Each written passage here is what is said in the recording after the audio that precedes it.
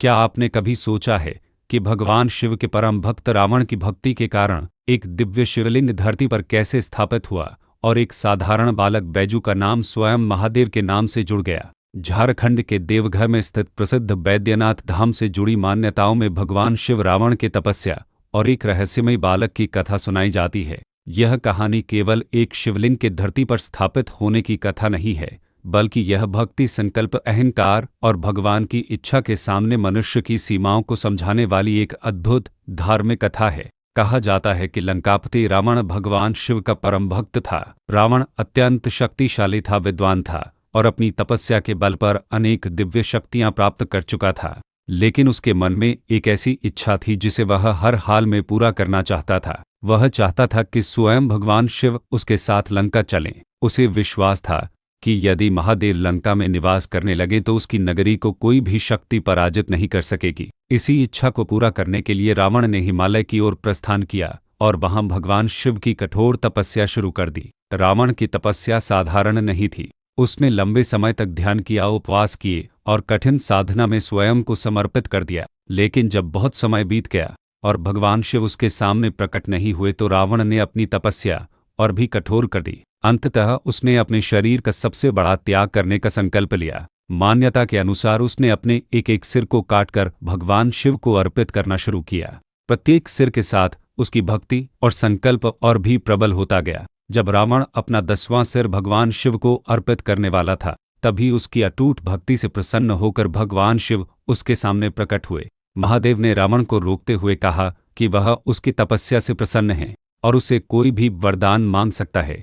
रावण ने भगवान शिव के सामने हाथ जोड़कर कहा कि हे महादेव, मेरी इच्छा है कि आप मेरे साथ लंका चलें। मैं चाहता हूं कि आपकी उपस्थिति मेरी नगरी को दिव्य बना दे और कोई भी शक्ति लंका को पराजित न कर सके। भगवान शिव ने रावण की इच्छा सुनी और उसे एक दिव्य शिवलिंग प्रदान किया। महादेव ने कहा कि इस शिवलिंग को लंका ले जाओ, लेकिन एक बात का विशेष ध्यान रखना, इसे यात्रा के दौरान कहीं भी धरती पर मत रखना।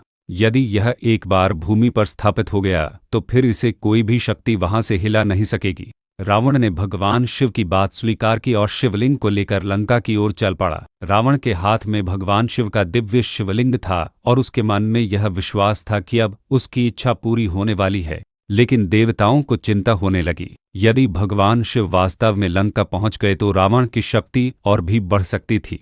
उसके अहंकार को रोकना कठिन हो सकता था और तीनों लोकों का संतुलन प्रभावित हो सकता था। तब देवताओं ने भगवान विष्णु की ओर देखा। भगवान विष्णु ने परिस्थिति को समझा और ऐसी लीला रचने का निर्णय लिया जिससे भगवान शिव की इच्छा भी पूरी हो और रावण का उद्देश्य भी उसी रूप में पूरा न हो जैसा वह चाहता था। रावण शिवलिंग लेकर आगे बढ़ रहा था। यात्रा लंबी थी। इसी दौरान रास्ते में उसे लघुशंका की आवश्यकता महसूस हुई, लेकिन उसके सामने सबसे बड़ी समस्या यह थी कि भगवान शिव ने स्पष्ट कहा था कि शिवलिंग को भूमि पर नहीं रखना है। रावण इधर-उधर देखने लगा। तभी उसे वहां एक छोटा सा बालक दिखाई दिया। रावण ने उस बालक को बुलाया और कहा कि वह कुछ समय के लिए शिवलिंग को संभाल कर रखे। उसने बालक को समझाया कि इसे जमीन पर बिल्कुल मत रखना, मैं थोड़ी देर में वापस आता हूँ। बालक ने शिवलिंग अपने हाथ में ले लिया। रावण अपनी आवश्यकता पूरी करने के लिए वहां से चला गया, लेकिन कुछ ही समय बाद शिवलिंग का भार असाधारण रूप से बढ़ने लगा। बालक ने उसे संभालने का प्रयास किया, लेकिन शिवलिंग लगातार भारी होता जा रहा था। उसने रावण की प्रतीक्षा की, लेकिन जब उसे लगा कि अब वह इस दिव्य शिवलिंग को अधिक देर तक नहीं संभाल सकता, तब उसने उसे धरती पर रख दिया। जैसे ही शिवलिंग भूमि पर रखा गया, वह वहीं स्थिर हो गया। कुछ समय बाद रावण वापस लौटा। उसने देखा कि शिवलिंग धरती पर स्थापित हो चुका है। वह क्रोधित हो गया और उसने उसे उठाने का प्रयास किया। पहले उसने अपने हाथों से पूरी शक्ति लगाई, फिर उसने और अधिक बल लगाया, लेकिन शिवलिंग अपनी जगह से बिल्कुल नहीं हिला। रावण ने अपनी असाधारण शक्ति का प्रयोग किया, लेकिन भगवान शिव का वह दिव्य स्वरूप धरती से अलग नहीं हुआ। रावण धीरे धीरे समझ गया कि यह केवल किसी बालक की गलती नहीं थी, इसके पीछे स्वयं भगवान की इच्छा थी। उसने महसूस किया कि महादेव शायद लंका जाना नहीं चाहते और उन्होंने इसी स्थान को अपना निवास बनाने का निर्णय लिया है। रावण की सारी शक्ति उस शिवलिंग को हिला नहीं सकी। अंततः उसे भगवान शिव की इच्छा के सामने झुकना पड़ा। मान्यता के अनुसार जिस बालक ने उस दिव्य शिवलिंग को कुछ समय के लिए संभाला था, उसका नाम बैजू था। इसी कारण इस पवित्र स्थान पर भगवान शिव बैद्यनाथ या बैजनाथ नाम से प्रसिद्ध हुए। देवघर का यह धाम आज भगवान शिव के प्रमुख तीर्थ स्थलों में माना जाता है और यहाँ देश भर से श्रद्धालु महादेव के दर्शन और पूजा के लिए पहुँचते हैं। इस कथा का सबसे गहरा संदेश यही है कि भक्ति के साथ विनम्रता भी आवश्यक है। रावण भगवान शिव का महान भक्त था। उसकी तपस्या अत्यंत कठोर थी और उसकी भक्ति में कोई कमी नहीं थी, लेकिन उसके भीतर शक्ति और विजय का अहंकार भी था।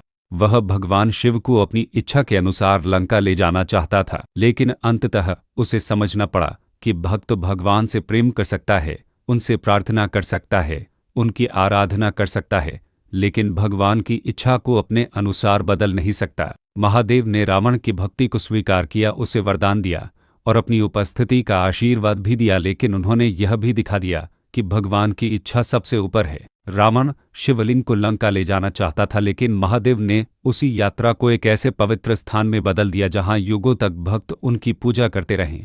और यही इस कथा का सबसे सुंदर रहस्य है।